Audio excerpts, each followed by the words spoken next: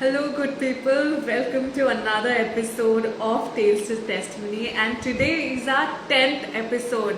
I would have never imagined that we will go so far in this, that I will be just saying this, that we have our 10th episode. But thank you for gluing in together and staying sync with me. And today, our guest for the 10th episode is someone who is very close to my heart, and I know a lot of you love him. I know it's been the most awaited episode of Tales to Testimony.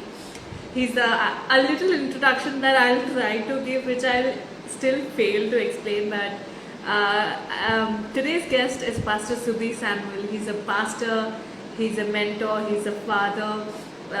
He pastors a church called Tabernacle of Prayer, and he's also a well-known Bollywood photographer, and the list goes on. Hi, Shaw. Welcome to Taste Hello, to Testimony. hello. Thank you for having me. It's been such a much awaited meeting. Thank you for inviting me. Hello, Yes. everybody. Thank you for saying yes. I did a little bit of introduction, which I guess I have failed to do. But then I would ask you, if you were to introduce yourself, how would you do that? Uh, if I had to introduce myself, I would say that I am a child of God, uh, comma husband, comma father, comma pastor, comma son, comma photographer, comma motivator. Uh, these are some of the things that I would use to introduce myself. That's nice. I am Um, so glad. Yes. no, I was saying I'm seeing a lot of people that I know, and hello to everybody. Such a joy to see all of you here. Just keep quiet and don't disturb me when I'm talking. So true. Okay, so can we step into the questions? Yes, please. Okay, so starting first question would be, tell me, where were you born? Tell me a little about your family, your parents, your siblings, how your childhood. Oh, okay. I was born in Kerala, but I was brought to Bombay, I think, in the first month itself. And Oh, then, yeah, oh, Benji is there, Bonnie is there. I was in Bombay within the first month itself. My mom actually came by train, uh, and those days, dad couldn't afford the flight. So, mommy came in the train with a 1 month old baby. And then I have been here ever since. So I'm more a Mumbaikar than a Keralite, although I do speak Malayalam. But that's about it. And then we've been living in Andheri, and more Andheri West. My schooling was in Andheri East in Bombay. College was in Mitibai, which is very close by Vileparla. Did my management from NMIMS, so that was again next to Mitibai in Vileparla. Had a beautiful childhood. I had a very strict father, and I had an even more stricter mother. So it was quite crazy. Had a brother who was also very strict, and a sister who I bullied because I had to have somebody to bully. Uh, and that was my whole story. that's nice. Uh, so, moving little, tell me a little more about your school life and how like you said, you have strict parents. So, how was your relationship when you were like young? Were you like scared of them and you would not do any mischief? Or were you a studious student or you were into activities? School life, how was your school life? School life was excellent. I was my teacher's favorite throughout. Start to Oh, finish, I was my teacher's favorite. In fact, my teachers still visit us. My kids wow. have met my school teacher, and they keep hearing stories about me from my school teacher, who's now in America. So whenever she comes down from US, she comes and she spends an evening with the children. She loves the kids. So that was my school days. In school, I used to be responsible for the school notice board. I was an artist even then. So I used to draw. I used to do a lot of calligraphy, thoughts for the day, and those kind of things were all my responsibility. So I used to stay back after school and spend at least 2 hours, 2.5 hours just doing the school notice board. So Wow. there was a lot of work that I used to do, extracurricular activities. which continued even in college actually, and in my management years also. So I was always involved in those kind of things. I played very little of sports. I played a bit of cricket.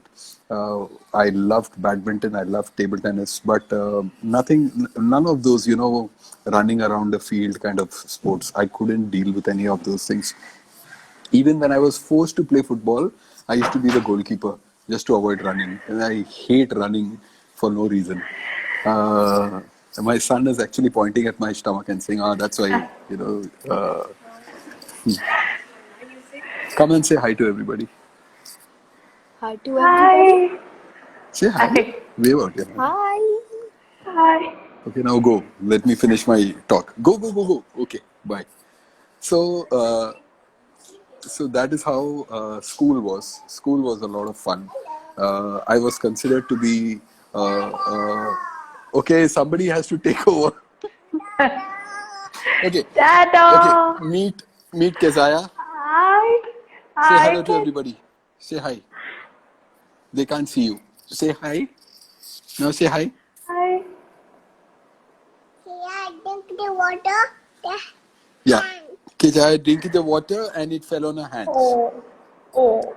Yeah. That's so sad. So in school, in school, I used to do all of this, but I was also a very very intelligent kid. Did a lot of mischief, which my parents didn't know of. I was I was like this apple of my parents' eyes, who could do no wrong, the saint that I am. So now when Zafan does a lot of mischief and I complain to my mom just smiles and says, "And where did he get it from?" So, so that is how it was. Yeah, there was a lot of mischief, lot of things that both my brother and I indulged in. Uh, you know, those were dark days. Wow. So moving forward, how was your teenage years? Growing up, what did you wanted to become in your teenage years? And were there a lot of things you wanted to become, or you were clear in your head? How was college life for you?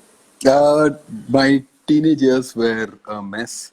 I was a completely complexed kid. I had a lot of complexes. I always thought I was not good enough. I was considered to be one of the finer artists in my school, one of the finer talents of my school, but I never took it seriously. I always compared myself to others. I always thought that others were better than me. Uh, I had a lot of complexes about my weight. I had a lot of complex about how I looked. I had a lot of complex about my height. Those days I had a lot of pimples. So I used to have a lot of complex about all those things. Uh, okay, so before you judge me, these are my days when I was not a Christian. I didn't have a girlfriend, so that was again a cause for complex. So there was a lot of reasons to be complexed. I think I came into my own only post my career started. Till then, I was this guy with a lot of complex, and always complaining about how others were wrong, and I was like the Mr. Right guy. It is only in Christ Jesus that my opinion about myself changed, and I felt accepted. I used to do a lot of things to gain, just gain the approval of my parents, to get my parents to, say, "Wow, this is our son." All that changed once Christ walked into my life. I didn't care about what people had to say. I didn't care about the opinion of people. I didn't care about the applause of people. I was just focused on the one that loved me. And the more I did that, the more I realized that, people are now appreciating me, and it was like a 180 turnaround. I was suddenly getting a lot of attention, which I didn't want now, and I was, seeing a lot of appreciation to my work. My life just turned a 180 post my career. So in that sense, I was like a late bloomer. But it's also, I mean, it is seriously, it is the love of Christ that has changed my life. Nice. Wow. Never thought that you had that patch going through. So it was a mess. Okay, like sounding the school life going on so perfect. I thought like the teenage would be like you have like played through it. Oh no, no. In fact, even in my growing years, I think by the time realization dawned on me, it dawned with a lot of complex. It didn't dawn with confidence. It dawned with a lot of complex that, I am not good enough. There are others who are taller than me. There are others who are better looking than me. Then, I think most Malayalis go through this complex. Oh, they are fairer than me. So all of that, all of that. So we, as a couple, Beena and I make it a point to see to it that we are constantly complimenting our kids. We may not approve of everything, but we compliment them and then we tell them. We compliment them and we tell them. So that is the only way they'll receive it, anyways. So beautiful. Parenting tips, any Oh everybody. yes, oh yes. It all starts with a compliment, and then, how Book of Revelations, Jesus says, "I know your works, and yet I have this one thing about you." So he first compliments, and then he says, "But there is a problem now." But So by then the church is ready. हाँ, तारीफ किया, अभी क्या बोलेगा? And then he drops the bomb, and he says, "Dude, I have this problem with you." But he gets people. So it's a very godly principle. First compliment, open them up to receive from you, and then share with them what you have to say. wow. So moving onwards to like how you said it all developed into your career. So everybody knows that you're a photographer, but I want to ask, was was there any other step of creativity that led you to photography, or was it always photography for you? Oh, I just so Or wish you had not asked me this. okay, so Okay, there so is there is something a that paved your lot. way. There is a lot uh, that I can share about what all I've done. Um, I'm going to try to keep it very, very one-line answers. So, school days, I did calligraphy, did the school posters, thought for the day, and all those things. Zafan, you have to go inside. I did all of that, and then following that, when I got into college, uh, I did charcoals. I did a lot of illustrations. I did a lot of portraits. Further, when I went into tattoos, then when I went a little more, when I grew a little more, I then started doing a lot of cartooning.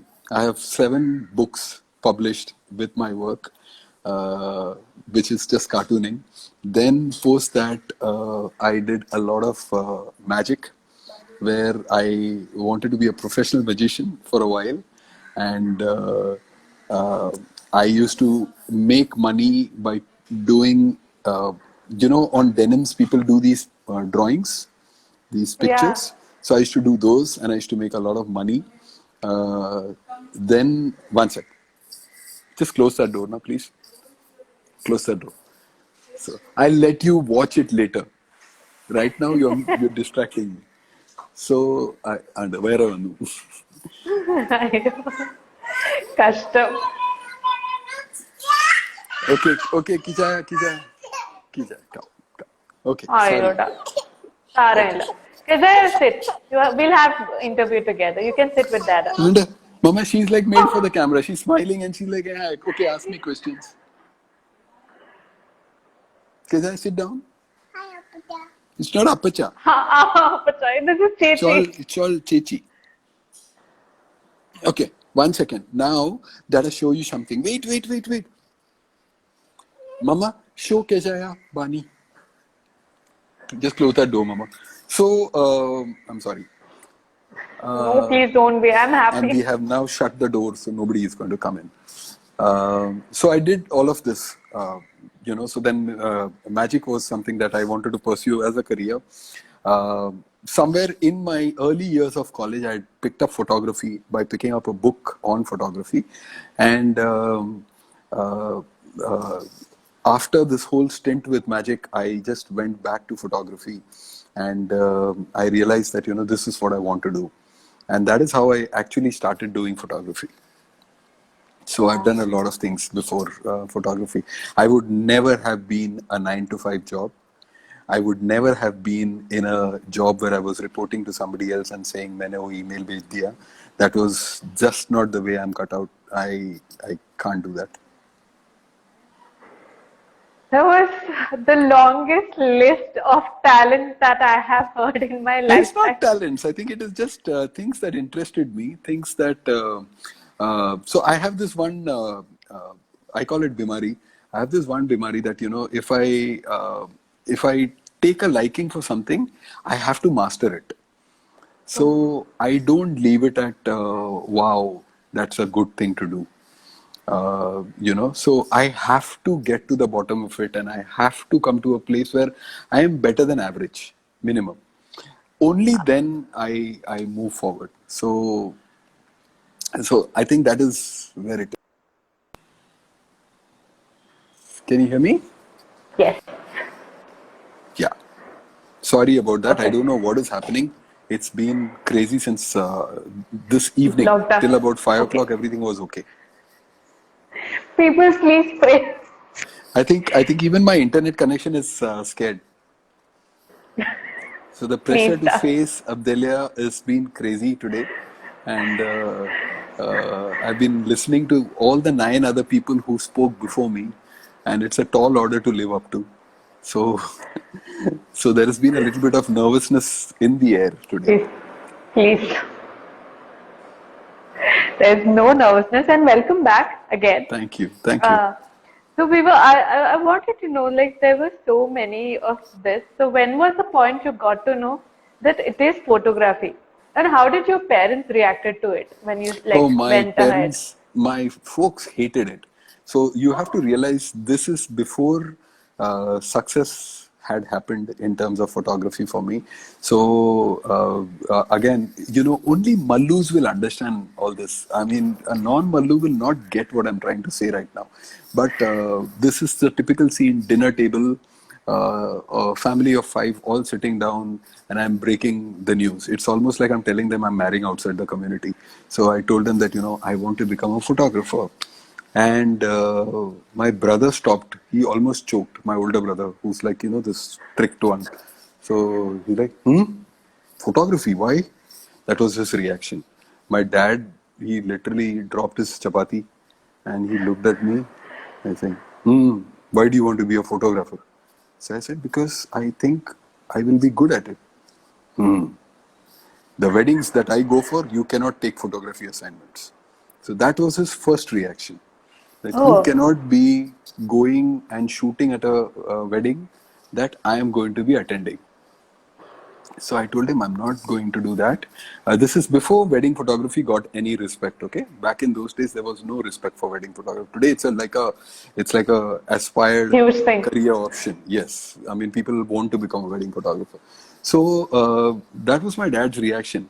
And then once dad said, so I had to explain, Daddy, I'm not going to be doing wedding photography. I'm going to be doing something as called fashion photography. It's very different. It's going to be, this way and this way and all of that. I had to explain all of that to him. And, I literally told him, can you just give me 1 year off? If I don't get any success in 1 year, then I will give up photography and I will come and I'll sit at your shop. My dad had a tire business. So I was supposed to then go back and become a tire businessman. So I had this 1 year off where, I got my dad to say yes. My mom said yes. And then I go into the bedroom and my brother is standing there all angry. So there's layers in my family. So my brother's reaction was, you can afford this luxury because you have a father who can take care of you. Think about those people who have no parents to take care of them. Will they ever gamble 1 year of their life? But thankfully, everything worked out well. God was in it, and it just worked out well for me. Wow. Yeah, it was crazy. Today, I mean, thanks to the success that God has given me, today, a lot of Malayali parents are open. In fact, I get a lot of messages from parents saying, can you train my son and can you help him become a photographer like you? I'd be like, why would I make another one like me? So there's a lot of that. There's a lot of acceptance now. That is so great. So you actually paved the way for them to dream that it can Well, happen. God paved the way. God's grace, yeah. True. So I want to ask how, like, you decided, okay, you had this 1 year in your hand and you had to do something. So how was the process of, like, were you confident with your work going ahead with photography? And what was your, like, the first Bollywood break, as they call it? And the big thing happened and you were like, really, okay, I did this. So I had crazy success right from the start. That is why I also believe that this was just the mercy of God over my life. I don't think it was anything other than God's mercy.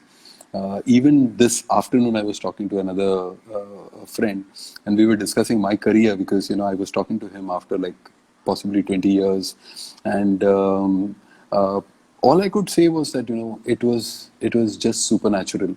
Um, my first shoot was a huge disaster, and this is for all those people who have had failures in their life. My first shoot was such a huge disaster that I sat crying after pack up, because I was supposed to shoot with a very, very big actor, and the star that he came 2 hours late. And so by the time he came, it was 7 o'clock, and I was shooting at Warsaw Beach, so the sun had set, God. and I was still supposed to shoot because you don't get dates with the stars. And I was a nobody at that point of time. But even though that was my first shoot, my second shoot turned out to be a huge hit. This was with Mr. Shah Rukh Khan. Uh, it doesn't happen to everybody. But there was a photographer who was booked for a shoot, and he could not go for the shoot. So, as the Lord would have it, in life, somebody's loss is somebody's gain. I got invited to travel on that person's ticket. And those days, there was no PAN card, that people needed to show before boarding. You just travel as Mr. X, Mr. Y, Mr. Z, nobody cares. So I traveled as somebody else, and I landed up and I shot with Shah Rukh Khan in Fatehpur Sikri while he was shooting for Pardes. And out of those 3 days of shooting, I stayed there with him over 3 days, and I shot with him. And I got some, I think, 7 magazine covers out of that those 3 days.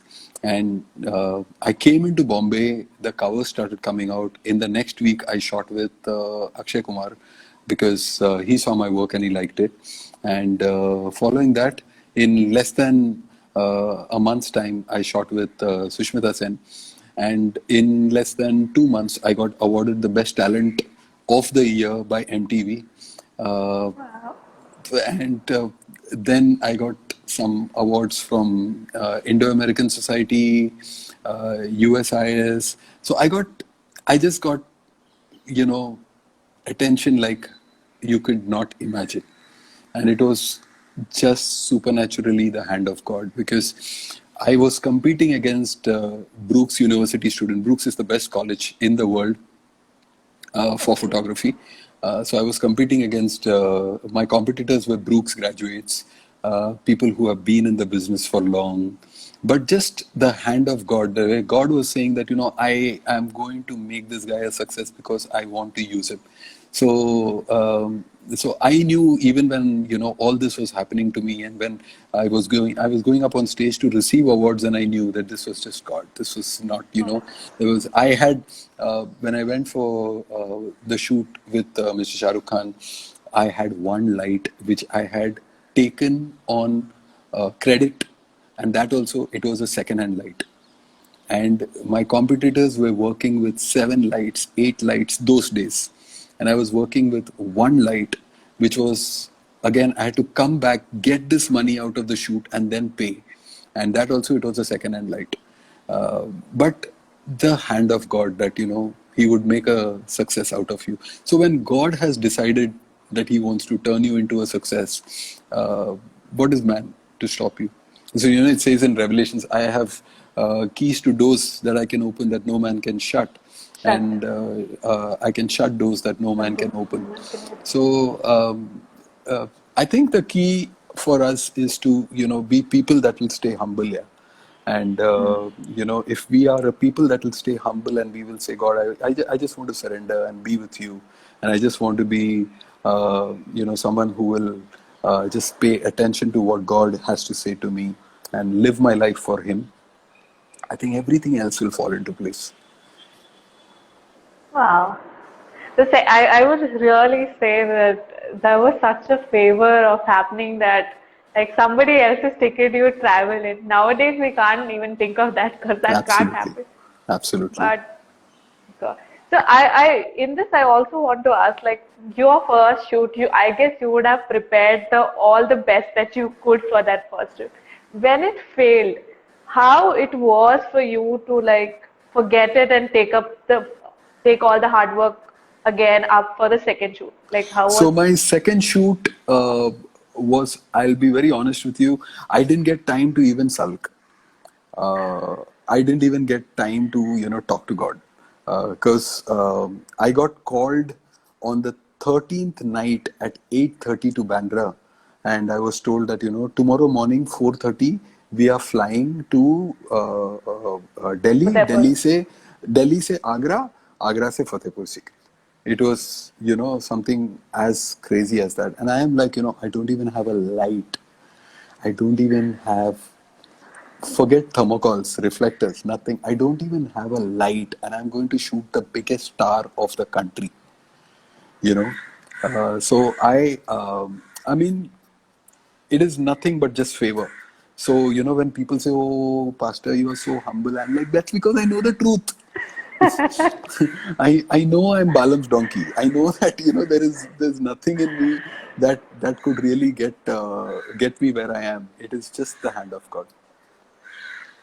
Wow. That God could open Balaam's donkey's mouth and Well, things that's changed. exactly, yes, absolutely. So that is what. So I just wait for God to move. That is all. That was one beautiful part of the journey that I got to know. So Yes. now, for the next question, I want to jump into another part of your life. You have this amazingly beautiful, adorable wife.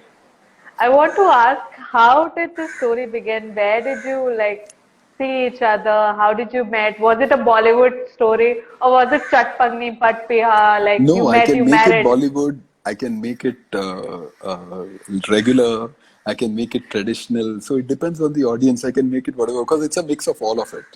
So depending Oh, on if it is like a Pentecostal all white gathering, I can make it very, very traditional. And I can say that ഞങ്ങള് കണ്ടു, ഞങ്ങള് സ്നേഹിച്ചു, because our parents were very keen that we get married. But the fact of the matter is that. Bina and I. So let me just kind of put this in perspective. Uh, Sorry, I'm going to keep my feet up. Um, Bina and I, we both kind of wanted to. We rejected each other. It was a traditional oh, setup, and it was not Bina and I rejecting each other. It was Bina's parents. Oh, Bina's dad is a pastor, so he was like, "Oh, Bollywood? No, no, no, no, no, no. We don't want any Bollywood. Now, hey, we don't want any Bollywood." And my folks were rejecting Bina left, right, and center. So we both, between the two of us, our parents have rejected each other total 6 times. Okay. oh. Like this pastor would come, and then another pastor would come, and then a third pastor would come, and they would all open their Bible, and it will be the same photo with the same details at the back. And they would say, why not this girl? This is a very good girl, and all those kind of things. You know how it is in the Malayali circle. Uh, all along, uh, I was looking for someone who I can just be friends with, and who was in love with Jesus. It was as simple as that. So I had these list of things that I had written down that I wanted my wife. Okay, Oh, and she should be like this. She should be like this. She should. So what I used to do is every day in the night when I was praying, I would lay hands on that book and I would pray. Okay, so that was my deal with God. That I'm laying hands on what I have asked for, and I'm going to be praying for it. And God, you sort this out, and you get me the right girl. I can't figure out the right girl. And all. Now I'll tell you why I'm saying this also, because what happened with me is that when I came to know the Lord, okay, the Lord uh, led me through a season where, just like Bina's dad, there were other so-called pastors and all these families that said no, we don't want Bollywood, we don't want Bollywood. And here I was like with this nose up in the air thinking that I'm the coolest Malayali going. And I mean, one rejection after the other. My mother was starting to get worried that ninakini ari kittu. Yeah, so that was going on. And in the midst of all that, uh, here was a mother, I mean, here was Bina's parents who was going on rejecting me. So it was just constant stress. Till one day when my mom and I, we were having a chat and some other pastor called and said, why don't you consider? And my mommy said, oh, we have already considered, it is not going through. So I said, who's the guy? My mom just laughed at me and said, you just shut up. You've seen the photo like 5 times and you have said no. There is no way we are going to go and meet them or anything. So I said, no, let's just see the photo again. So my mom pulled out, we had her photo in my mom's cupboard. Oh, So that is the number of rejections we've had. So I saw it and for some strange reason I said, why don't we just meet? So what power, they also rejected me. So uh, uh, I saw the photo and I said, Mom, why don't we just meet the parents? Let's meet the parents and let's see how this goes. So my mom said, you will just embarrass them. Why do you want to do this? I said, no, I seriously feel, let's meet. So Bina's parents came to meet. And when they came, I was supposed to go for Stardust Nights, award night. So they had a flat on the way, so they were delayed by an hour. By the time they reached my house, by the time they reached, I was supposed to leave because I was supposed to go for Stardust Awards. So I met the mother, that is my mother-in-law now, and I loved her. I fell in love with the mother-in-law. And my prayer was, God, if this girl is 10% of the mother, I am marrying her. That is how it was. So, well, that's the joking side of it. But Bina was in London, and so what we did is I got permission from her parents if I can call and speak to her. Started calling and talking to her. Then one fine day, I decided that Bina had just gone back from Bombay to London. She had come down and then she had gone back, so she couldn't take a holiday. So I called her dad and said, "Are you okay if I go to meet Bina to London?" And Papa is like laughing at me. Bina's dad is laughing at me, and he's like, go." I'm like, what kind of a man is he? Why is he even laughing about these things? And I didn't know till we got married that he had placed a fleece before the Lord that the boy who marries my daughter will fly and go to London and meet my daughter. oh, So Bina's dad is a man of great faith, great integrity. I couldn't have asked for better in-laws, frankly speaking. Forget the wife. So, so अभी अंदर है ना मैं बोल सकता हूँ ऐसा. So I went, met her, and we had already started communicating on the phone. So we had really connected. Met her along with another friend of mine in London, a friend of mine who stays in London, and we kind of connected instantly.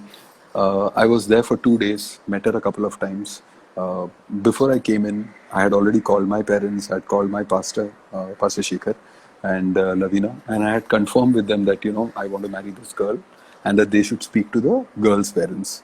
So this was in March, right? Yeah, March, like early weeks of March, the first week of March or second week of March.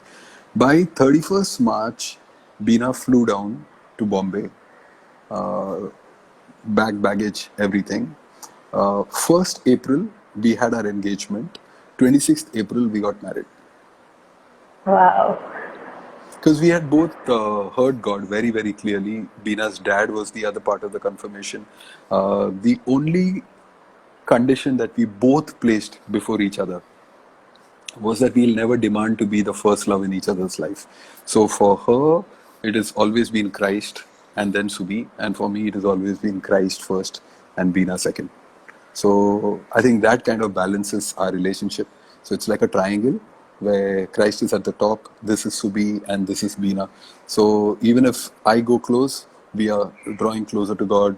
If Bina goes close, the triangle just goes closer to God. And if both of us go, then we are that much more closer to God. So the relationship just is balanced by God. It is not us trying in our flesh to try to build up our relationship. So even when, when we do get angry, we both say, but there is God, so I can't even get angry with you. So, you know, uh, uh, so see, one of the things that I learned with God is that God is not just your father; He's also your father-in-law, and you must Wow. realize that a father-in-law will stand with his daughter before he stands with the son-in-law. So you don't mess around with your spouse. Wow, that hit me like really strong. That's a long story that I shared with Yeah. Dear future husband, take notes. you. Yes. Wow, I also want to ask here, why did you get married on your birthday? Uh, uh, Honestly, I just wanted to get married. And I really didn't. There was no significance to 26th or anything. I was just happy to get married. I didn't really need to plan anything major. By that time, I had a couple of friends, and my dad, my mom, my brother. They could easily handle everything, in terms of managing the whole wedding. So really didn't want to delay or really didn't want to waste time. We just decided that we are sure that we are getting married with each other. And I didn't tell you. So Bina's dad, being the pastor that he is, was very strict. So she came down to India, but she could not meet me. So one day, my pastor called Bina's dad and said, "We are going to be there at that dinner. Why don't you allow Bina to come and we will drop her back?" And she was living all the way in Thane. We'll drop her back to Thane. And Bina's dad, with all respect for Pastor Shekhar, Jacob. no, no, no, no. Let it be. After marriage, they can go together. So True they're as Malayali, serious. Yeah, pastor. yeah. So he just refused. So we used to spend time talking to each other on the phone. So one day I read out the 10 things that I had prayed. I mean, I had asked the Lord. And when I was reading it, I realized that God had honored all 10 points of my prayer. All 10 I had to tick mark because everything that I had asked for, God had fulfilled in Bina. So I thank God for that. Great. Okay, coming to the next question would be, how much things changed after you got married, and what all have you learned from your wife uh, over the period of years, and how easy was for you to pursue your career because she was your wife? Okay, that is a long question. Okay, I learned a lot. I really learned a lot with Bina. The How much things changed? Well, before Bina came into my life, how old were they when they got married? Oh, don't want to know. I'm an old fossil. But I'm not answering that. Sorry. But so I had this culture of praying very, very early in the morning. It's almost like, really obscene mornings without taking the details of the time. Post marriage, obviously, that changed. uh, Bina is a complete night person. You can ask Prophet Hari Rao about that. Whenever he comes here, they are they are up till the time that I'm waking up, and when the door noise comes, they both run into the rooms pretending to go to sleep. So they are up like having their chai and sitting and faffing till 5 in the morning and all that. But so my prayer time shifted. I learned to understand that there can be a second viewpoint. For me, that was really significant. For me, I understood that it is no longer about me, it is about both of us. It is about taking collective decisions. It is about understanding her opinion. I have done a few things where she said no, and I've gone ahead and I've regretted it, and I have, humbly gone back with my tail between my legs. So I know that God has placed her in my life, and even today in the afternoon, she was giving me advice. So she is the one who gives a lot of advice. I'm the emotional one who does a lot of thing on impulse. Um, yeah, that's it. Is there anything else to the question that I've forgotten? I've missed out? Yes, yes, yes. So, how easy was you for to pursue the career that you had with her being With your Bina, wife? oh, not even like 10% complex. So there was no worries. Okay. There was absolutely no worries. In fact, she's the kind of a person who, once when I was talking to her and I said, somebody actually said that, oh, with your marriage now, it must be too much of a problem because your wife will have a lot of complex about all these things. And I went and shared about this whole conversation to Bina. Bina. And Bina turned around and told me, no, there is no problem. You please do whatever you want to, just be answerable to God. So, so that is how it is. So there Oh is man, that actually, was so honestly, good. there is no challenge whatsoever. I'll also tell you again, my perspective. This is what God has taught me. Um, wow, this is going to be a sermon if I start this. But this is what God has taught me. Okay, as men, our standard of beauty is not the actresses or the models out there. Our standard of beauty has to be our spouse. Okay, so for a man, his a husband, his beauty is defined by what God has given him as his wife. For a woman, her beauty is not defined by what she sees on television as Baywatch. It is determined or defined by the man that God has given her. Everything about your idea of beauty has to revolve around what God has given you as your standard.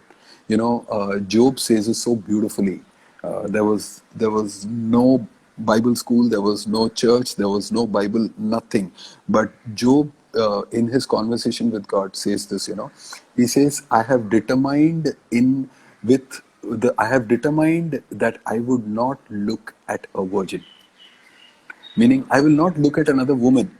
Okay, Hmm. so for him it was so clear that it is only my wife. The prophet Ezekiel, when God speaks to Ezekiel, and I'll close with this before it goes into a sermon. God speaks to Ezekiel, and one day God says, Ezekiel, I am going to take away the delight of your eyes. Okay, this is what the Bible says. Okay, this is before the Holy Spirit has come upon people to equip you to stay faithful to your spouse. But God speaks to Ezekiel and says, Ezekiel, with one blow, I will take away the delight of your eyes, because that is going to be a message to Israel. Okay, but people look at it as a message to Israel. But do you even realize that when God had to speak about Ezekiel's wife, God didn't say, I will take away your wife. God said, I will take away the delight of your eyes. That is like a husband sleeping there and saying, man, when I wake up, I hope my wife is standing in front of me. आँख खोलूंगा तो वो दिखनी चाहिए. And these things in the scripture, it just excites me that there is a standard in our God which honors marriage to this level. Our God Yeah. is not someone who's saying that I've married 1,000 times or I've married 20,000 times. No, our God, he honors marriage. He values marriage because it's his daughter and his son that he's bringing together. Can I just share one more scripture? It's Please bubbling go inside of ahead. me. So, Song of Solomon, there is this beautiful scripture, which is again such a beautiful definition about marriage. Song of Solomon, chapter 1, I think it is verse 5 or 6, 1, chapter 1, verse 4, 5, 6, between the three. It's somewhere out there where the Shunammite woman, she says that, I am dark. That is her complex. That is Complex. what she is. That is how she is. She feels like she is worth nothing, you know.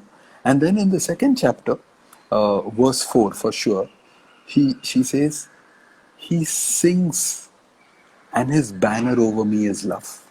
Love. Yes. You know, that is the God that we serve.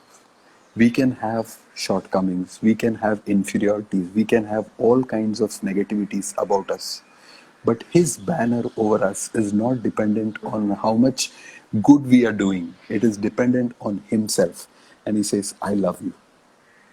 And then he says, love your spouse in Ephesians chapter 6. He says, love your spouse just as Christ loved the Christ. church and gave himself for it. Where do we have? I mean, if you want to live a life that is, surrendered to God, if you want to live a life where you want to hear the voice of God, you better learn to be someone who honors God. You cannot be somebody who's going to say that, I can treat her badly, I can treat her negatively. No way. Malachi chapter 2 says, you are a priest and you are making prayers and I do not answer your prayers. And you say, Lord, what did I do that you are not answering my prayers? And the Lord says, the woman of your youth is crying out unto me, and therefore I cannot answer your prayers. Can you imagine? That is the significance God gives to marriage. I mean, I would be a fool not to value my marriage, or to cheat in my marriage, or cheat on my spouse, cheat in my marriage, or to disrespect her. Wow. That's how it is. I am spellbound here. No, this Don't is know not. where to go from. I don't know. These are just my life lessons. Yeah, these are not. I'm just saying this very honestly. I'm not preaching. I'm not trying to. I speak like this even to my non-Christian friends. I had a friend of mine who, on the day of his engagement, his mother, who was really proud that he was like this, Mr. Charming, Mr. Stud Boy, said, "देखना अभी सुबह इसका engagement हो रहा है, लेकिन देखना 6 महीने में ये दूसरे लड़की के पास जाएगा."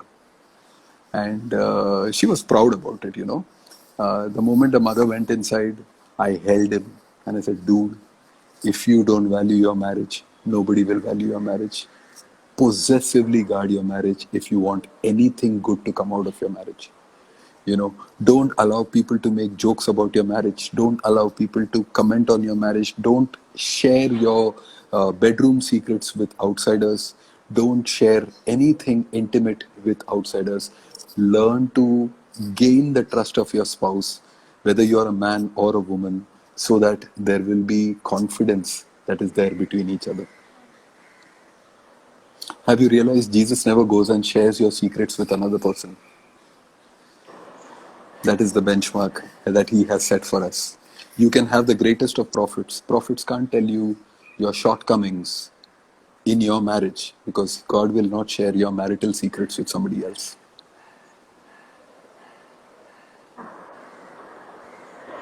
How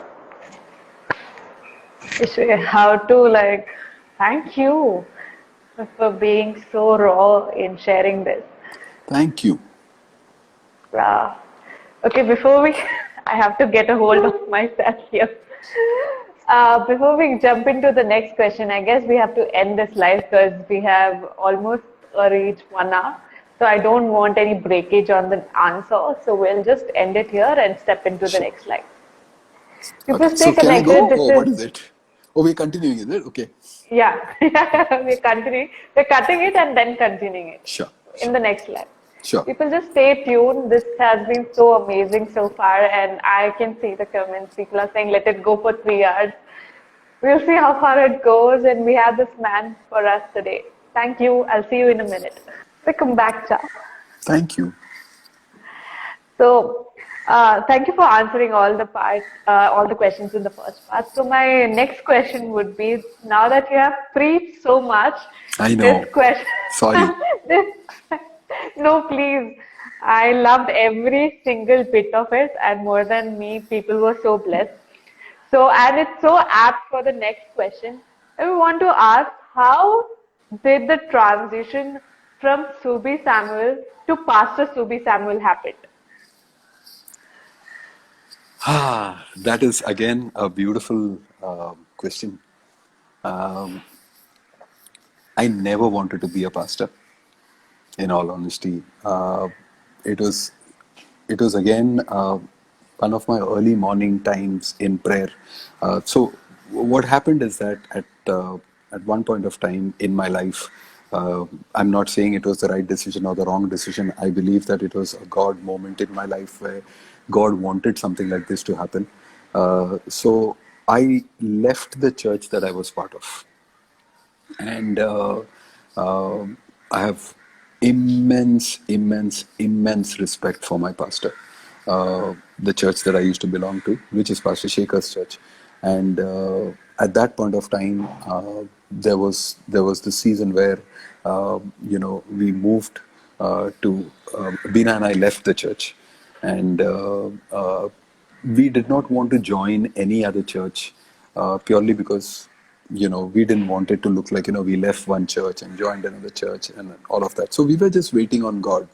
uh, we were just kind of just waiting and asking God, what do you want, how do you want us to do this, what should we do, and all of that. And in the midst of that, one morning, while I was in prayer, the Lord spoke to me and he said that I want you to start a church. I'm not joking. My prayer stopped because I was laughing at God. Um, I literally, I was like, are you even serious? Do you even understand what you're saying? And that was literally my reaction. I was like, marriage, funerals, how am I going to do it? How am I going to do this? How am I going to do that? I don't even know the Bible. All of it, okay? Uh, but I just heard God say, I want you to do it. I heard God say, I want you to start this. I want you to start church.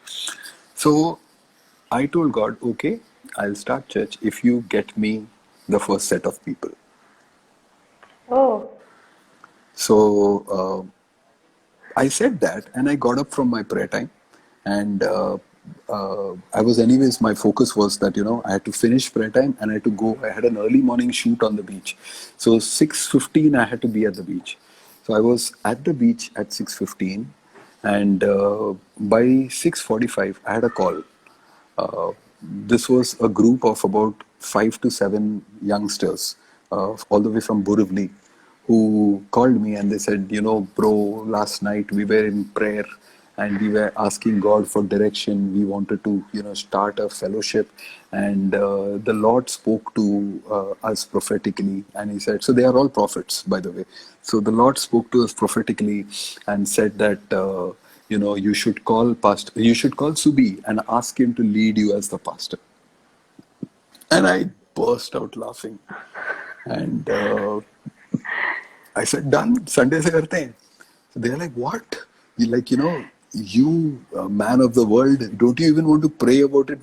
So they were like, what? Don't you want to pray? I'm like, dude, this morning the Lord spoke to me, and this was my fleece that, God should bring in the first set of people, and we will start church.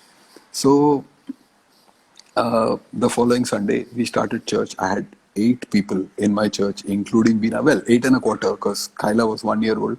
So we had 8 and a quarter members in the church. And I preached like I was preaching to 500 people. wow. I shared the word, and I sent out messages. I sent out message to Pastor Shekhar telling him that I have started this church and I want you to be informed that we have started. Bina and I have started at the studio with this church called Tabernacle of Prayer. All those things. God gave me a word. My house shall be called the house of prayer.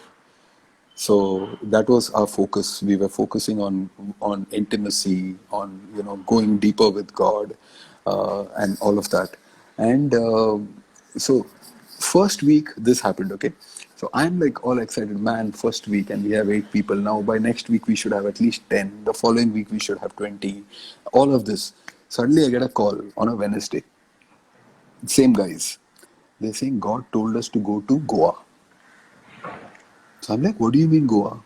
They said, bro, I can't tell you what happened, but God has told us that we are supposed to go to Goa.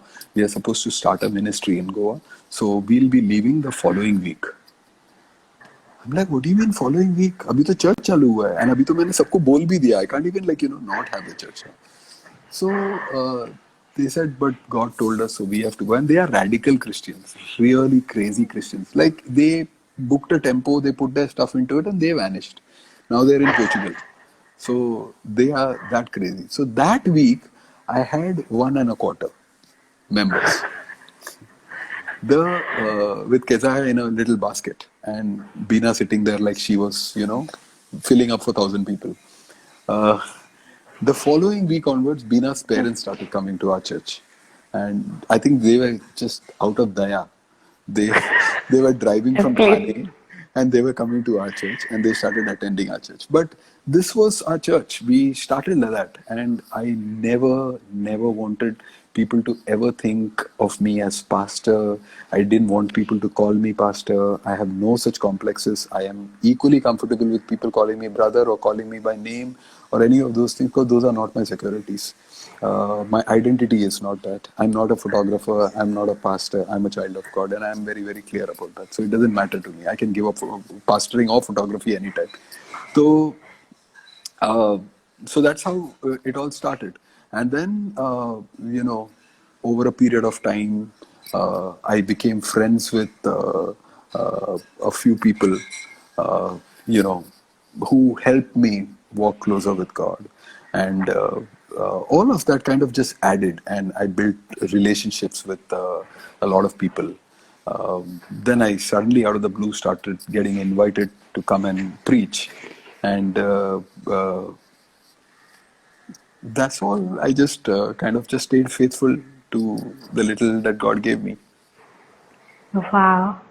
So, like anywhere, did you think that it would be easy for you to start a church because you're this Subi Samuel and people would like easily come? No, so I think only prophets prophesied thinking that it's going to be easy. So I had prophecies like oh, you're going to be a 1,000-member church. I see Tabernacle of Prayer being mushroomed into 32 different places across Mumbai, and nations are going to open its door to you, and all those kind of things. I've had all those prophecies come, and I don't disregard any of those prophecies. I believe each and every one of them will come true. Uh, And but God does not tell you the timeline. hmm, So, in the bargain, what happened is that what they were talking about, maybe like we are 10 years old in the ministry now. So, maybe it is in the 15th year or maybe in the 11th year. I don't know. But when people would prophesy, they would be, almost believing that by next week, they would be like, film actresses are going to come and producers are going to come, heroes are going to come and seek counsel from you. And I would be like, okay, God, just begin with one. And then, बाद में आगे की बात करते हैं, लेकिन just start with one. So that is how it was. So I had crazy prophecies, yeah. There were so many things that was prophesied over us, and we have really held on to those prophecies. But one thing I have not done is I have never pushed God into these prophecies coming true. Purely because I want to let God's time, God's maturation come into this process. I don't want to have premature babies. I want to have, full-term babies, so that, babies. when these churches are born, they will be birthed out of perfect timelines, and they will do what they are supposed to do. Wow. Amen to that. I see Yes. that happening. I'm not Amen. prophesying, but I see that happening I too don't mind with even if you're you. prophesying, I receive it. Okay, Jack. So another question regarding the church would be, how did Christians reacted? Like especially I being a Malayali, I can think. How did like especially Malayali Christians reacted of a church starting in a studio? Like I have been to your church and there are like posters of film stars and all. And I could like clearly imagine if a Malayali auntie or if a Pentecostal pastor walk into it, how will they react? So I want to ask you. I really want to mimic right now. That is how desperate I am. Go, But there was go this ahead. one, there was this one Malayali pastor couple, husband and wife, that came to my studio uninvited. Um, they came in to my church because somebody else connected them, and when they came, uh, she walked into the studio and she saw a picture of a very, very, very respected actress. Okay. But she was wearing an off shoulder and it was a close up shot. So she looked like she was not wearing anything. It was just a bare shoulder. Ha! Kandile! Kandile! Tokke saatande makala. Of So you. she just took off. And said, these are all children of Satan. And she said, you know what you are supposed to do? You should carry the Elijah anointing and bring the fear of God into them. And you should tell them they will go to hell. And I'm like, will you get out of this place before making this place a hell? That is literally how I was thinking. That was the last I saw of them. They have tried to reach out to me like 100 times. I've never bothered to take their calls after that because I just don't believe in that kind of ministry. So there is, forget Bollywood. There were people who didn't want to have anything to do with me. I was supposed to. So before I became, a pastor, there were some swimsuit shoots that I had done. Now I don't see anything wrong with people wearing swimsuits or any of those things, but I think as a pastor I need to raise my standards. So I don't shoot swimsuits anymore. I don't shoot pictures which look compromised or any of those things. I may have done the odd mistake here and there, but that's just a mistake that has happened. It is my God sees it. I stand, before God, not before man. But I was supposed to preach in Goa at a church, and the pastor put up that poster saying that Subi is going to be preaching in the church, and one of the congregation members who was in Dubai, he pulled out these pictures from Google and sent it to the pastor saying, are you going to invite this man to come to our church and preach to our youths? I hereby declare that my family and I are walking out of this church. And, stuff like that. I've had that happen many a times. I've had Malayali pastors, disregard me purely because I wear denims. So I've seen, Yeah. we landed up in Kerala for a meeting once, and the guy who came to receive us looked at us, both Bina and me wearing our denims. Mine was torn also, and they said, we are waiting to evaluate you.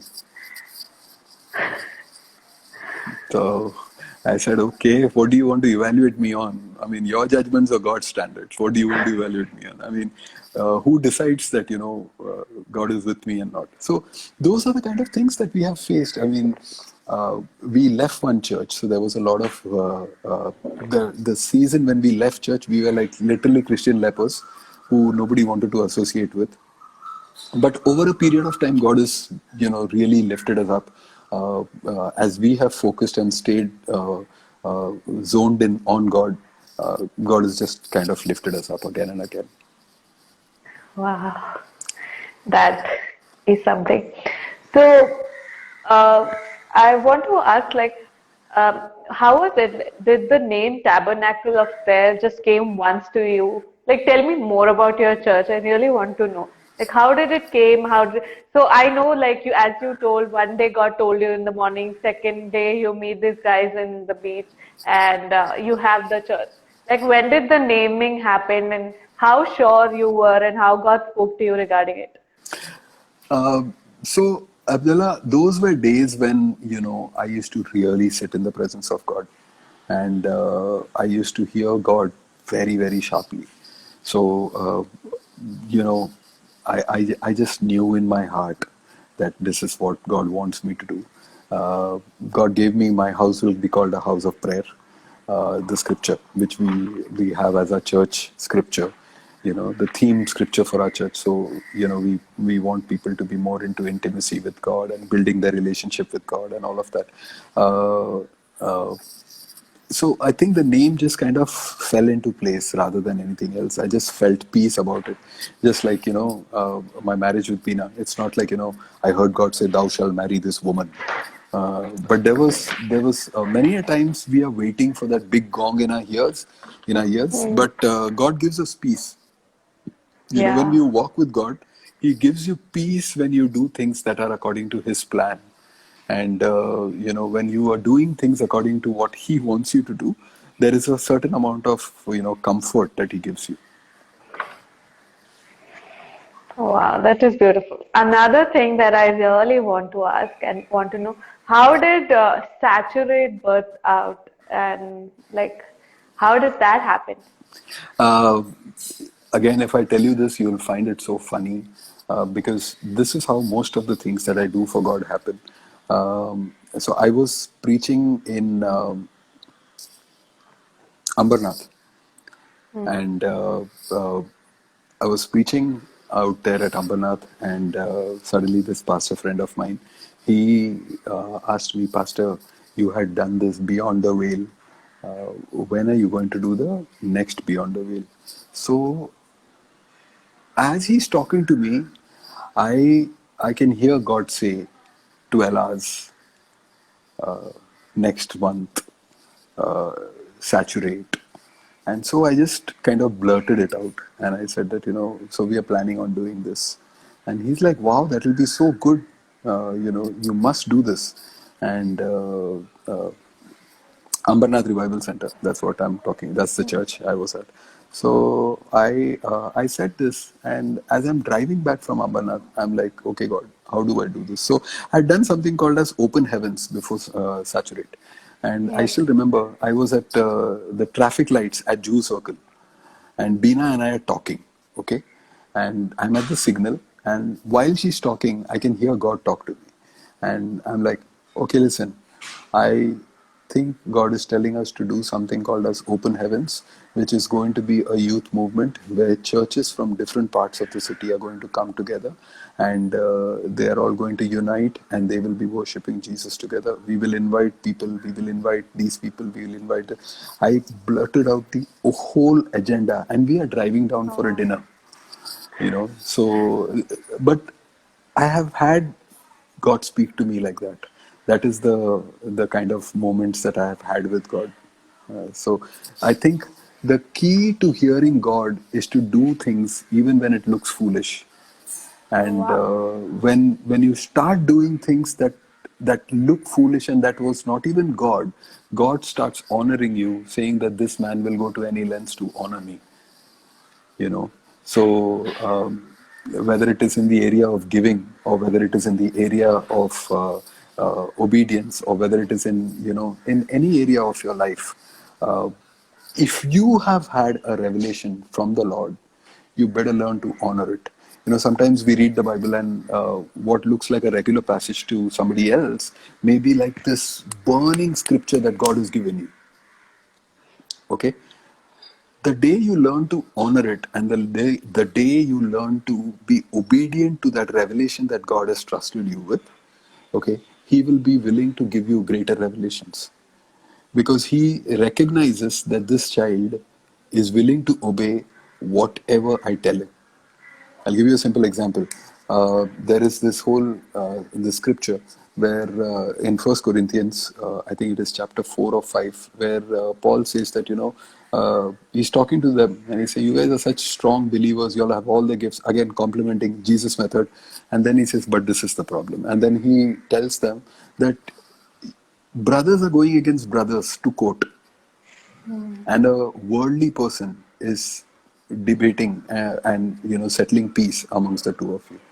And he says that why would you not settle it amongst yourself, and if that is not possible, why don't you allow that yourself to be cheated? This is what the word of God says. Why don't you allow yourself to be cheated? It's okay, but don't let the name of Jesus be insulted.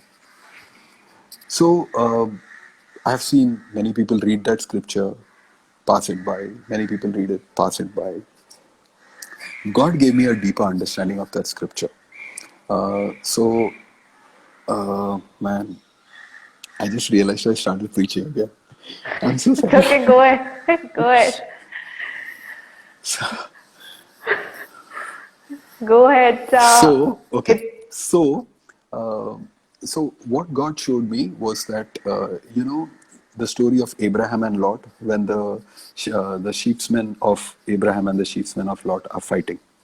Okay, they are fighting, and the Bible says, and the Philistines and the Amalekites, not Amalekites, and some other times, they were in the land. Okay, so that scripture doesn't make any sense. Two set of people are fighting, but these people were also in the land. That is all God is Land. saying. But what is God saying to us? God is teaching us that two Christian brothers were fighting, and people of the world were watching how these Christians are going to solve this problem. If you know your God, let's see how you do it. Wow. Okay? And so you connect that with First Corinthians, where Paul is saying, how can you go to a lawyer? How can you go to the courts? I mean, is that how you're supposed to do? What did Abraham do? Abraham said, you take whatever you want. I brought you to this land. I brought you into prosperity. I brought you into the promises because God's deal was with me. But I will let you make the first choice. And so he allows Lot to take the first advantage. You know, Lot looks at the well watered plains of Sodom and Gomorrah and he chooses that. He says, I'll take that. But you know what is the deal? Because Abraham won, or rather passed that test with God, God speaks to Abraham. Because if you realize, for a long period of time, Abraham has not heard God for years together. And then God speaks to him and says, Abraham, look to your north, look to your south, look to the east, look to the west. So you're looking everywhere, Sodom and Gomorrah involved, included. And he says, whatever you see, I have given to you. So when you have that revelation, if a Christian brother cheats you, you bless him. You don't take him to court. You don't Wow. fight against him. You don't tell him that, I'm going to come and, expose you. No, let God expose him. God will deal with the lots in your life. You Yes. just stay faithful as Abraham. So that is how it is. Wow. Okay, let's keep this light. Let's keep this fun. Let's not make this into a preaching session. You're making me spellbound, and I'm I'm like sorry. forgetting everything. No, please don't be. I would say rather thank you for like being this and letting this all come out of you. Thank Because you. it's all the gain that we could receive. Huh. So coming to the questions again, the Yes, next yes, yes, yes.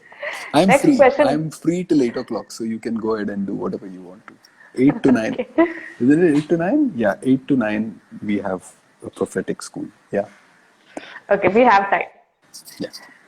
So I want to ask the next question would be how is the feeling of people recognizing you as Pastor Subi instead of Subi Samuel the photographer? Come to know this later. Oh, you're also a photographer in Bollywood, but they know Yes. it first thing that you're a pastor. Being the like could be कि पहले it was the other way around. People would know he's a Yeah. photographer and he also is pastoring the church. Pastoring. When Yeah. the tables turn, how was the feeling? Um, Honestly, it doesn't bother. Mama, can I get some water? Abdullah had warned me to get a bottle of water and keep it next to me, but I forgot. Abdullah had warned me to get a bottle of water and keep next to me, saying that you'll be talking a lot, but I forgot. So can you get me some water? Uh, honestly, uh, I, I, I did not get any excitement out of being recognized as a pastor or as a photographer. Uh, Tomorrow it could be something else. Doesn't really matter. Wow, that's nice. So we are come to our last question. I'm doing this only because I know that I've stretched. Thank you. No, you have not stressed. Like we are like reaching the Red Sea, crossing the Red Sea very soon. Yes. So the last question would be like, Pastor Subi is famous, and Subi Samuel as a photographer is famous. I know, like the top thing would be God, but one way it was creativity that took you there, and the other was the anointing that took you there. And at both the places, as being Pastor Subi or as being a photographer, you have still been sustaining and doing so well Like I know for Bollywood, even for things that people say that people come and go, that season is very short in industries like this, time jaldi khatam ho jata. But you're still like been working so many years, you're still there. And as a pastor, what do you think? I know creativity, God, and anointing is what took you there. Is the one thing or the many things that have sustained you there?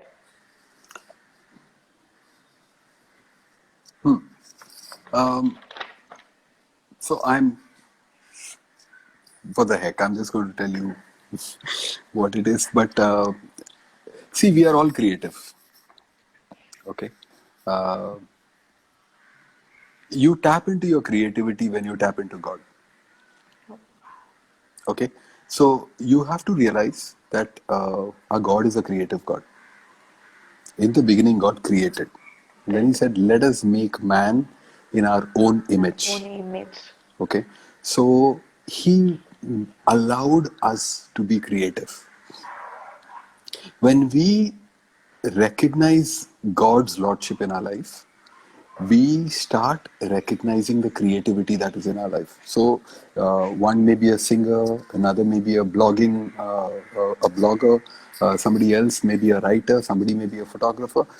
Creativity is uh, the result of God in your life. Okay, and if you realize in the book of Genesis, uh, God says that, sorry, the word of God says that, and Adam named all the animals. Okay, that takes creativity. You have to be a parent to know. It takes a lot of creativity to name your child beyond Raju and those kind of things. So, uh, so it is very important for us to recognize that we are creative because the God that we serve is creative. So when we realize this truth and when we say that I'm going to follow God, okay, things are going to sustain beyond your own imagination. What you said is exactly correct. That in my industry, the lifespan of a photographer is not more than 5 years. I'm in my 21st year Wow. as a photographer. Uh, and the only reason that I have been here is, again, I'm saying this with all humility. There is a big scriptural secret to it. Okay, it is as simple as this: God resists the proud, gives grace to the humble. Okay, uh, God hates hypocrisy. Jesus never uh, uh, pushed away the prostitutes or the tax collectors. He was always judgmental with the Pharisees and the Sadducees because they were hypocrites. He called them a "you brood of hypocrites, vipers, hypocrites." You know, if we can stay truthful with God about where we are, okay, God will take us forward.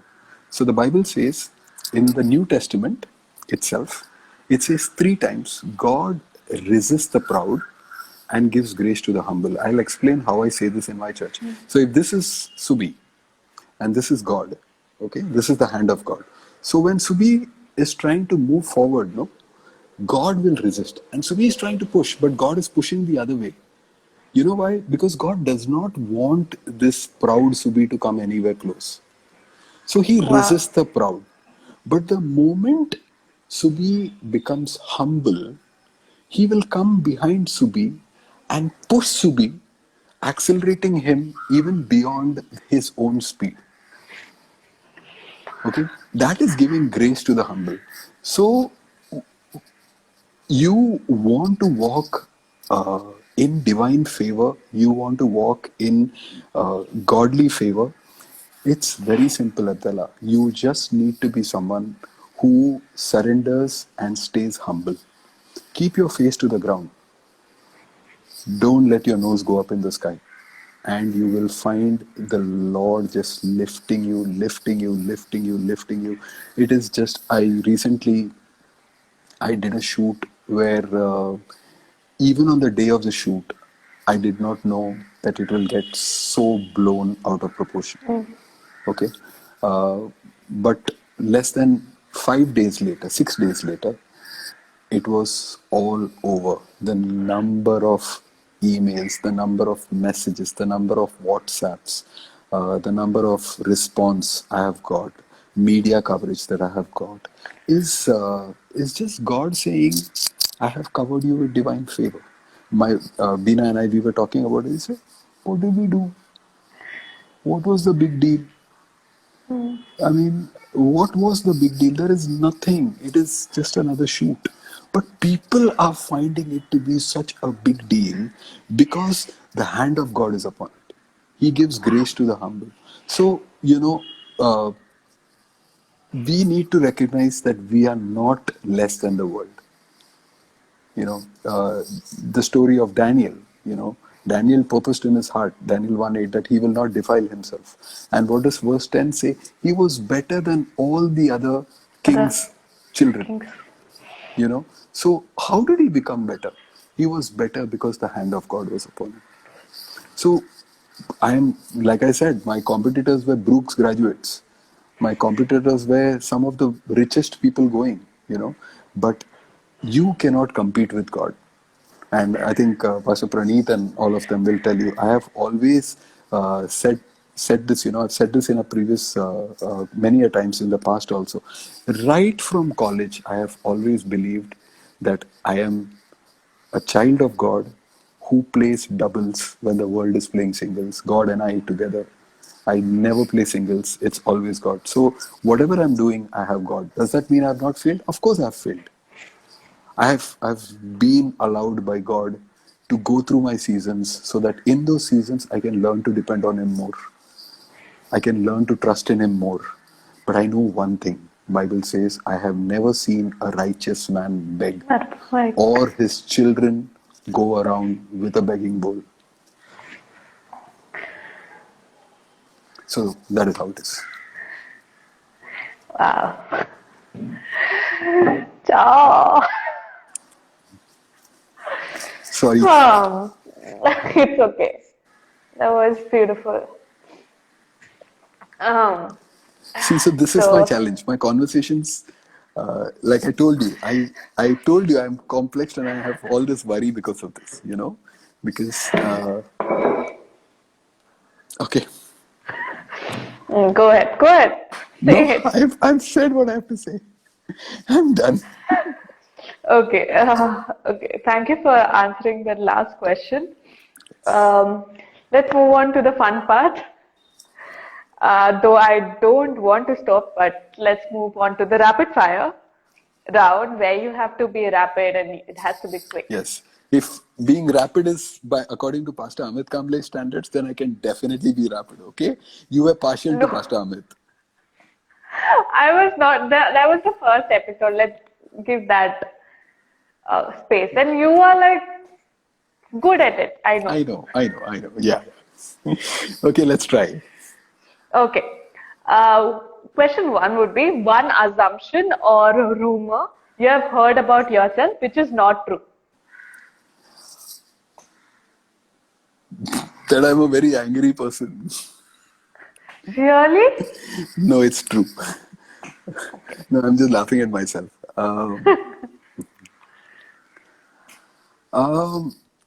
The rumor that you heard, yeah, that I'm a very strict person and all that. I'm not like that. I'm very easygoing. Okay. Second, one Benji good. is laughing, shameless. Benji is laughing at me. Everybody is. Okay, one good and bad memory from school. If you don't have any bad memory, tell me two good.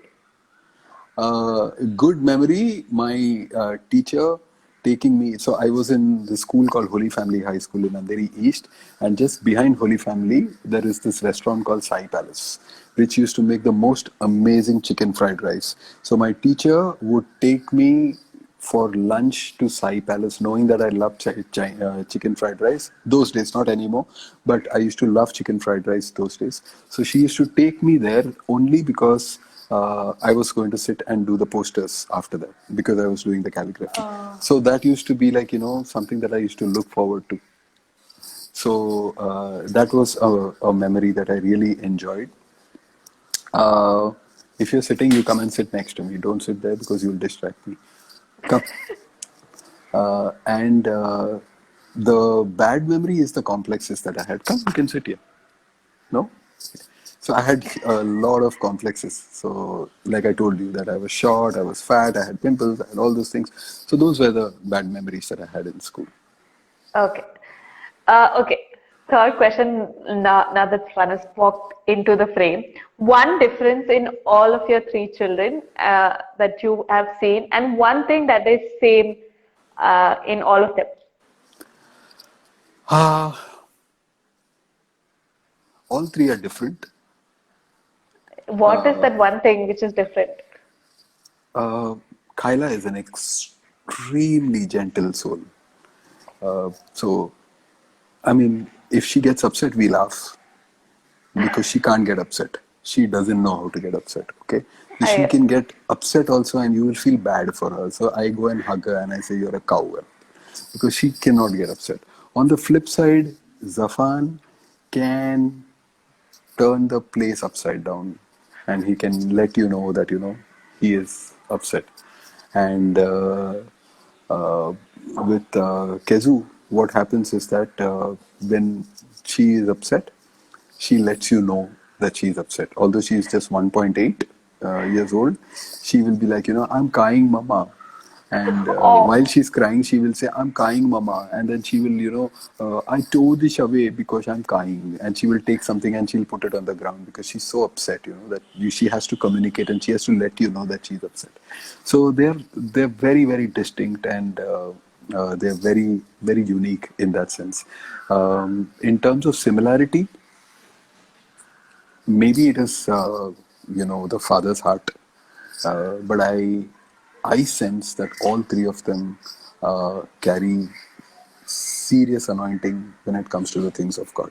They are very passionate for God, including Keziah. So every evening, by the time it is 7:30, she's running around. Dada, what time is it? So I say 7:30. So she only understands 7:30. She doesn't even understand 7:40. So she will say 7:30, lodge table, 7:30, lodge table, and she'll I walk all around the house. So I find that very, very cute about her, and I feel that all three of them carry uh, anointing in that sense. I second that completely. Okay, next question. Any weird airport or flying incidents that you had? Oh, many. We were coming, Bina and I were traveling back. This is just immediately after our marriage. Um, so we had traveled as guests to some place close to Edinburgh, and the tickets that were booked was Mrs. Bina Samuel and Mr. Subi Samuel, but Bina's passport name was still Bina Philip. So uh, so they did not allow us to travel. Uh, and that was like a really bad one because uh, we were traveling with a lot of celebrities, and it was a filmy event for which we were traveling. So that was like a very bad experience that we had. Other than that, nothing weird. I mean, yeah. Then there was this one time in my life when uh, we were all traveling as a family on a vacation to എവിടാ? നമ്മുടെ, uh, I think Dubai or something. And Nammade Dubai. no, so I kind of misread the time. So it said 20, which is 8 o'clock, and for some reason I thought it was 10 o'clock. So we reached the airport when they had closed the gates, and we kept begging them, please allow us. We are going on a vacation, and we showed our little babies and said, छोटे छोटे बच्चे हैं, कुछ कुछ काम नहीं किया. They said, आप घर जाओ, कल सुबह आओ, आपको दूसरे फ्लाइट पे बिठा देंगे. And they put us on the next flight. Nice. So that's how it was. Okay, so next question is the most humble celebrity that you have worked with. Pastor Amit Kamble, Pastor Praneeth Bollywood, Kamble. Bollywood celebrity that you have worked Uh, Bollywood, lots of them, yeah.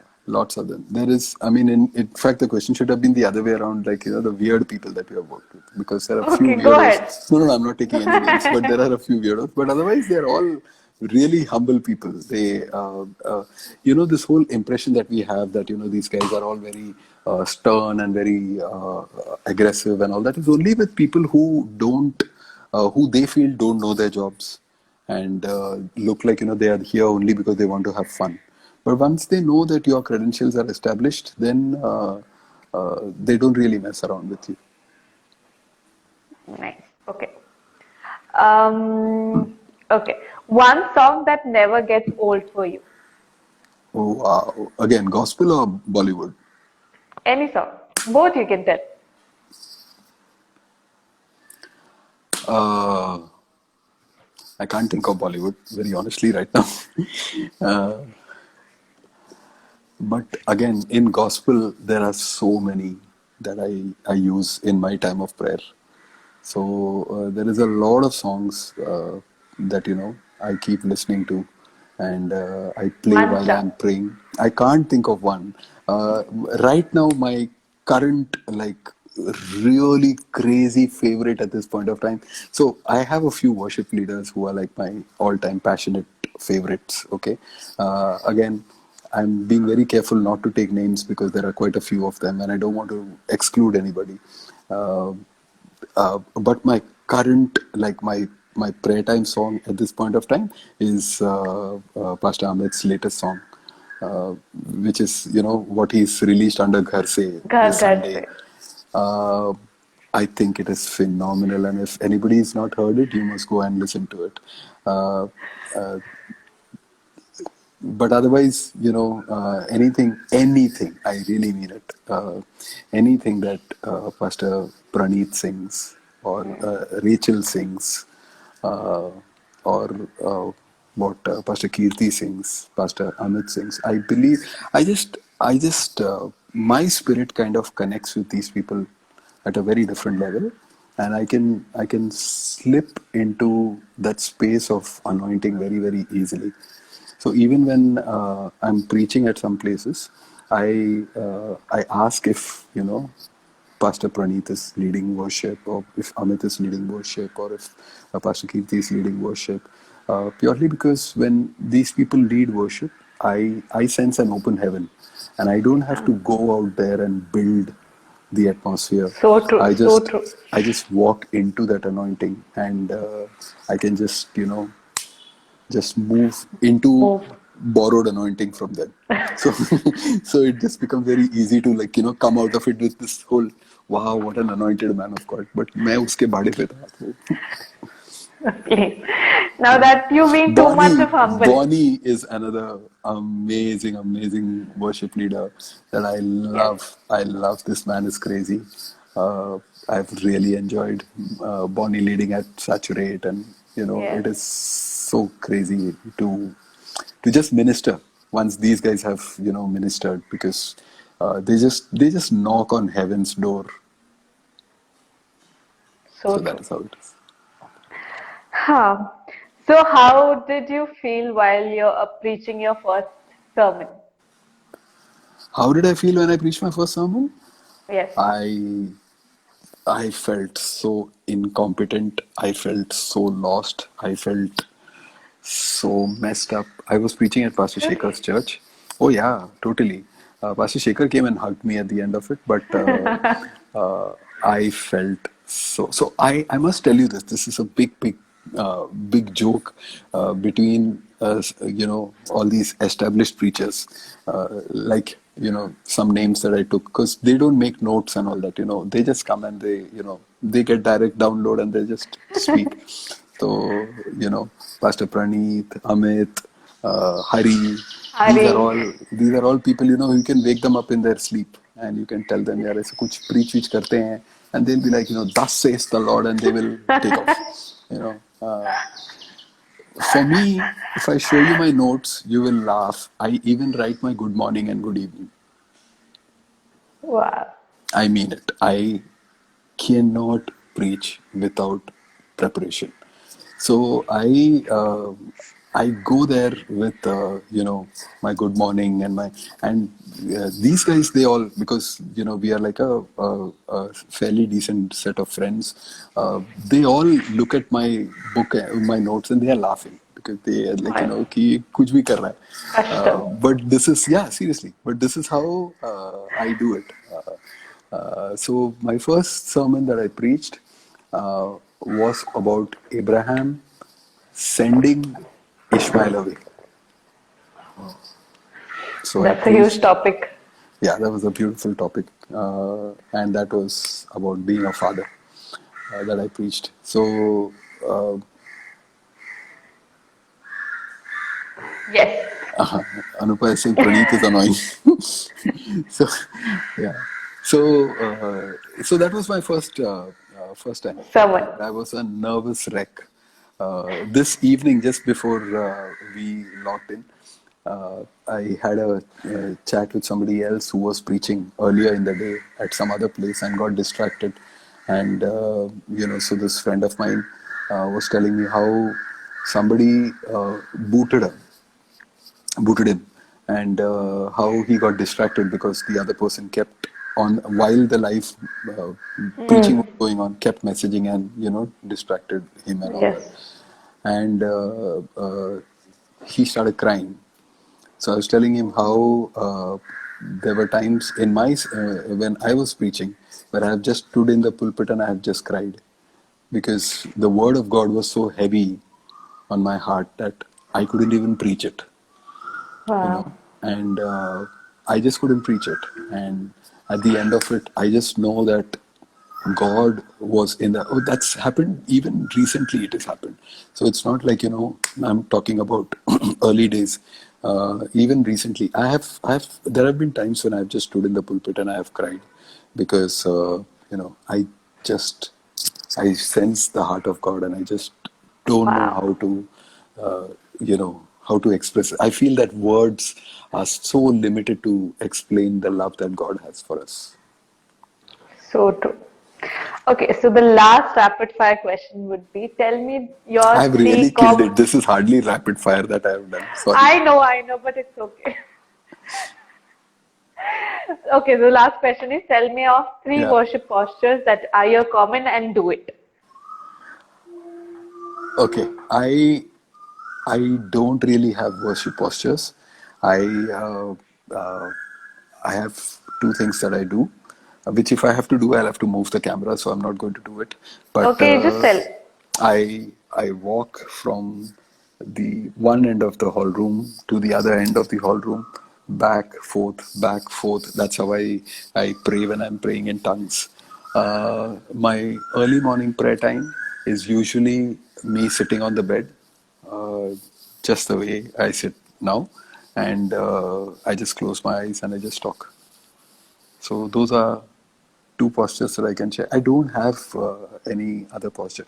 I know that you should kneel down, bow, and all those things.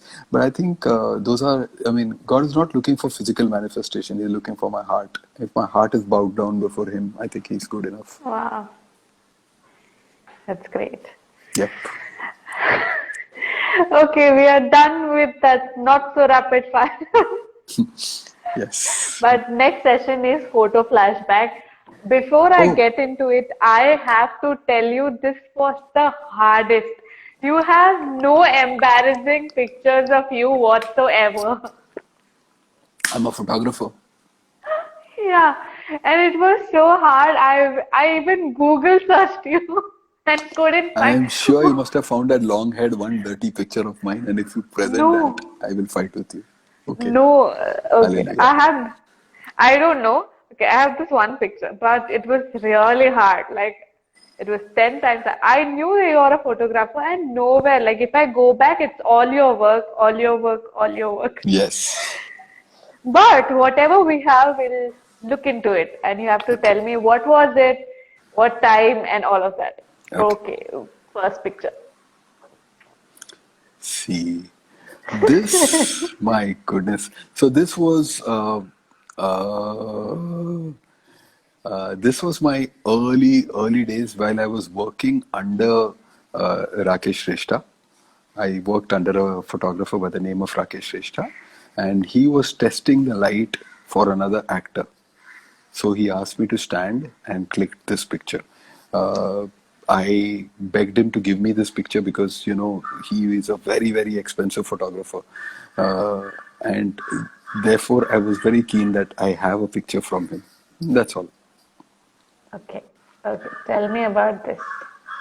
Oh, this is like the finest memory of my life. I can tell you a really funny story about this. Can you see my hair Yes. in this picture? So this is, because I work with all these, really celebrated talents across Bollywood. So we had everything coming free to us. So that was God's favor on us at my wedding. Okay, so my suits, my shoes, my hair, everything was free. That was just God's way of showing me how much He loves me. Because these are all like really top of the line designers who were doing all these things for us. My hair was all up, okay, from the back. It was all like, it was done by this guy called Terry, who is a very, very expensive hairdresser and makeup artist. So he did this for me as a wedding gift. And sweet. before the bridal march, Beena and I are standing there, and the music has just begun, and I suddenly feel a hand on my head, Oh. rubbing my hair down. So I quickly turned and I looked, and it is Beena's dad. I'm like, Papa, endu cheyva? Indeed. And Papa tells me, oh, ആ മുടിയെല്ലാം പൊങ്ങിയിരിക്കുന്നു. Yo. So what took us like half an hour to really spike up and make it look cool and make it like look like the coolest style statement that is going on. Papa thought was an some kind of a mistake that had happened, so he thought he will just push my hair down and just settle my hair so that it looks proper. So that is how അതിന് കാശ് കൊടുത്തതാ. Like just back off. So that is how it was. Yeah. Oh, okay. Tell me about this one. Oh my gosh, I'm so embarrassed about this one. This was for a TV show called on Zoom, a Zoom channel, TV channel. This was like a talent hunt where they had done. So this is me dressed up before the show, and this is clicked by the dress designer, who's a very, very popular name, to show to the director that this is how Subi is going to look. So it was a talent hunt that I was judging. Oh. Okay. So this was the judge's look. I thought you were modeling or something. No way. No. Okay. Okay. Tell me about this one. This is in Udaipur in the middle of a shoot. Benji was with me on this shoot. Benji, I think it was called Lake Palace, if I'm not mistaken. So we were waiting for the actor to come. And This picture actually tells me that you have aged backwards. no, I'm still like that. It's all color. No, look at your face and look at your body. You have lost so much of weight. Yeah, that is good, no? Yes, it is good. Okay, tell me about this one. This isn't that Zafan? One second. Huh? Yes, it's him. Yeah. That is Zafan. This is at Inorbit. Inorbit, no? Yeah. Inorbit Mall. This is at the basement where there is a coffee shop. I think I don't think it's either Coffee by Dibella or one of those kind of not so popular brand. And he was jumping up because on the other side was where all the cakes are kept. So he wanted to look at all the cakes. Oh, So is this on the net? Sorry, yes, Bonnie. it is.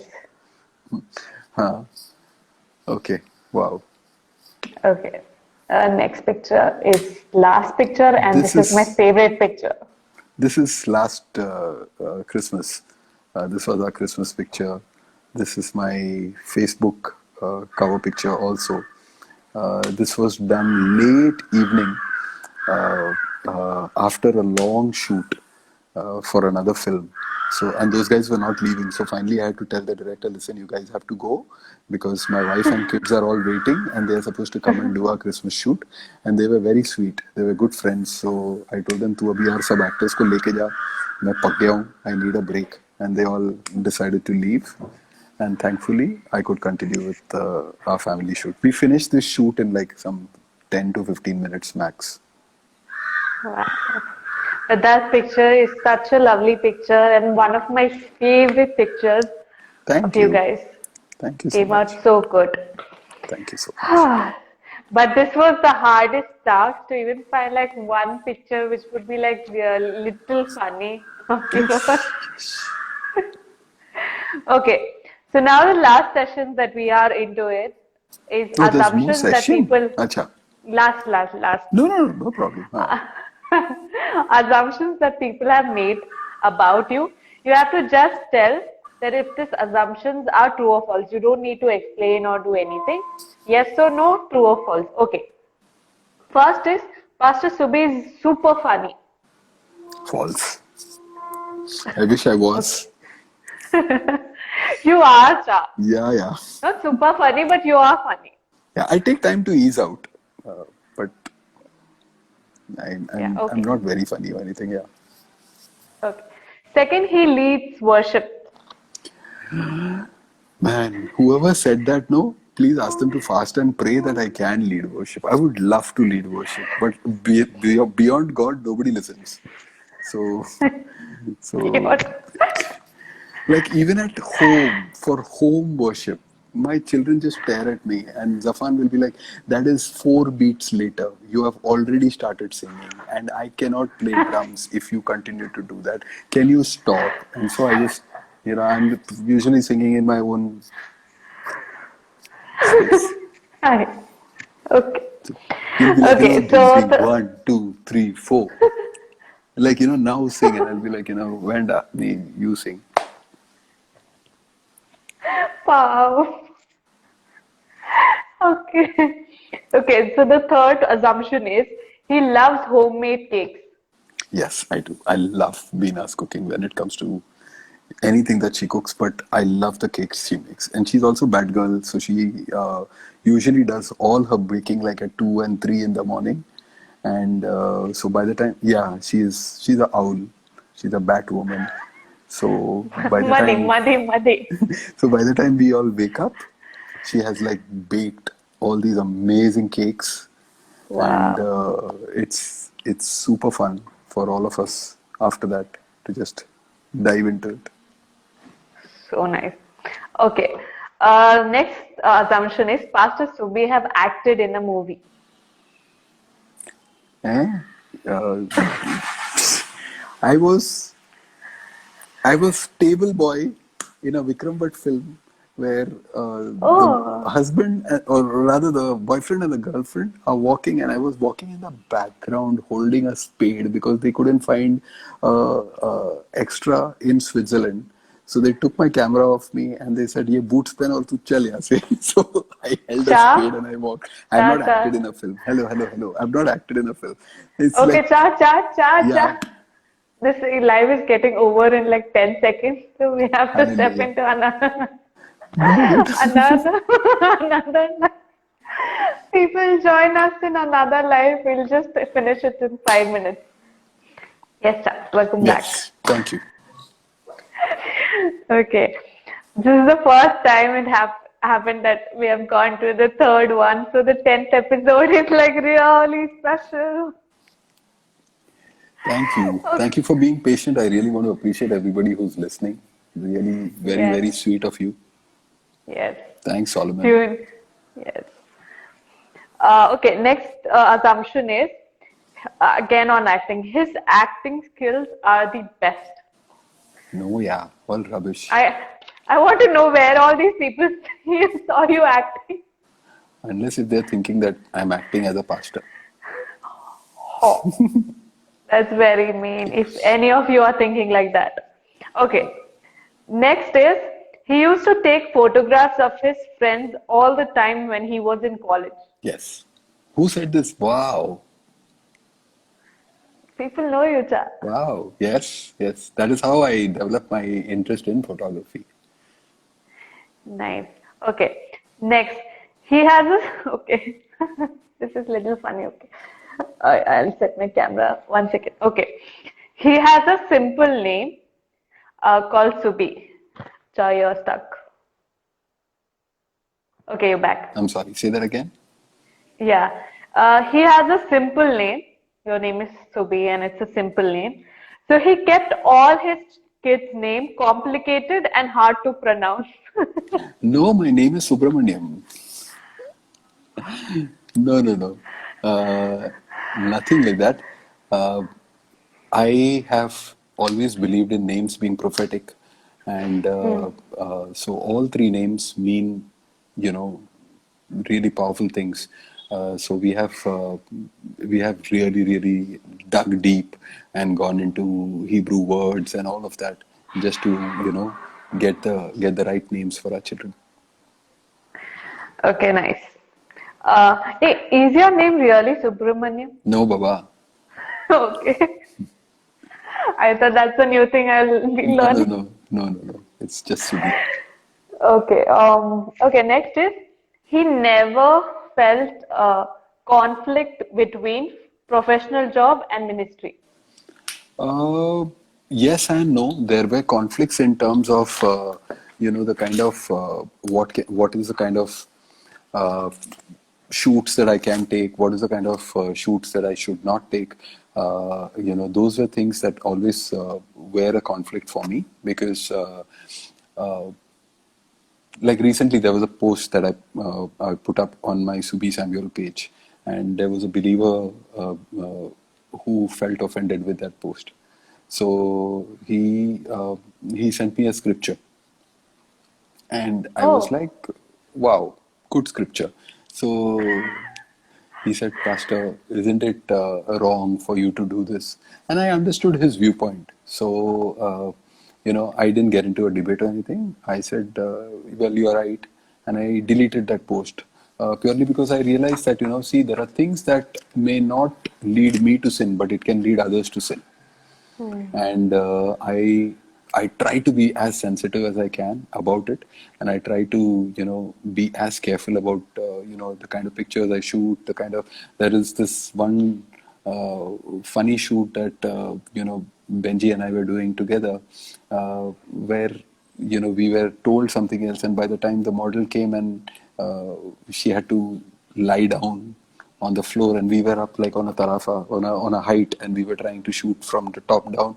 We are both standing there looking at each other, and I'm telling Benji, who will ever believe, no, that we are Christians who didn't know that we have to do this shoot?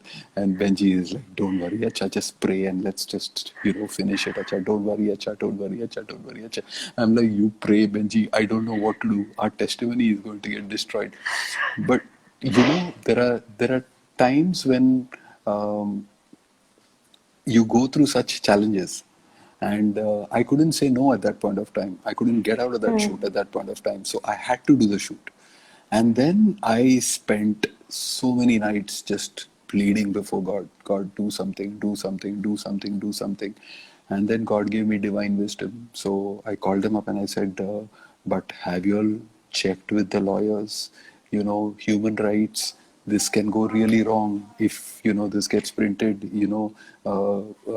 The cops could be at your place. I need you all to write a letter saying that Subi is not responsible for this and all that. And the moment I said that, they also started getting worried. By the end of it, it looked like the nicest shoot that I have done. I looked like a power, but honestly, it was just God. I mean, I'm not saying the name of the brand or anything because, everybody will be digging that up. yeah. Yeah. Okay, so the last assumption about you is Pastor Subi has six packs. No, lockdown packs I have. Family pack. Oh, okay. So we're done with that. It Super. comes to an end. And it was such a beautiful, beautiful time with you. Thank you for being patient to Thank do you. three different lives. Thank you so Almost. much. And it was so beautiful to have you. And like, I know I am so blessed by it. I know the people who are watching been so blessed. And it was so nice to know you inside out. And thank you for being so raw and real with your story, with your life, with your heart and everything. So is there anything you Thank want you. to say before we end it? No, nothing. I'm just thank you for having me. Thank you, everybody who tuned in to listen. It's been a privilege to speak. I was really nervous. I really mean it. I was really nervous about this, but God is good, and I think you're a wonderful host, Abdallah. You're doing a fantastic job, and I hope that you continue because you make these things look so simple, and you're bringing such a real side to everybody. This is really awesome. So great work, and may God bless your work. Thank you so much. Thank you to all of you. That is Thank you. sweet. Thank you, people, for tuning in. This is Tales to Testimony, where we share real humans, real hearts, and real stories. I'll see you next Monday with another beautiful story. Till then, stay connected with God. God bless you. Bye. Good night. Good night.